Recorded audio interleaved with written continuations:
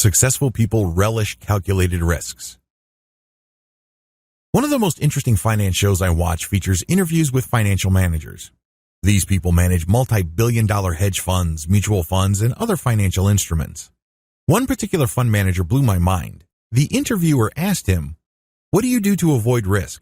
The fund manager said, "I don't run away from risk. Instead, I run to the risk that meets the reward that I'm looking for." This floored the interviewer. You actually assume risk?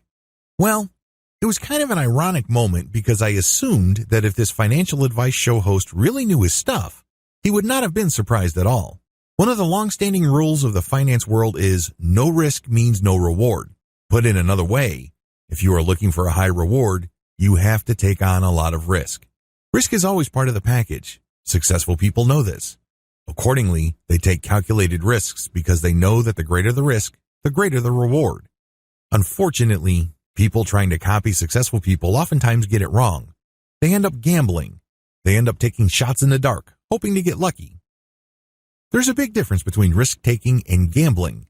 Risk-taking only happens when you're properly educated about what you stand to gain and what you stand to lose, and the probability of that loss. When gambling, you're just focusing on odds, and that's all you pay attention to. When you take calculated risks, you look at what's currently happening, what could possibly happen, and make strategic decisions. The good news is that the more educated you are about the move that you are about to make, the lower your risk. You can't entirely make it go away, but you can manage your risk. Successful people always find ways to assume more risk while managing it. They actively seek risk. They run to it. They don't run away from it. Eventually, they keep repeating this over and over to achieve impressive results, and they begin to control risk. They always have a plan B. Maybe this takes the form of insurance. Maybe they hedge their bets, buying different types of companies in different industries, or they buy different asset classes.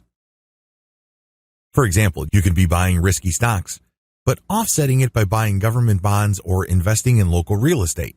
In the same portfolio, if they're buying stocks, they would buy blue chip, stable stocks, and balance it out with more aggressive tech stocks.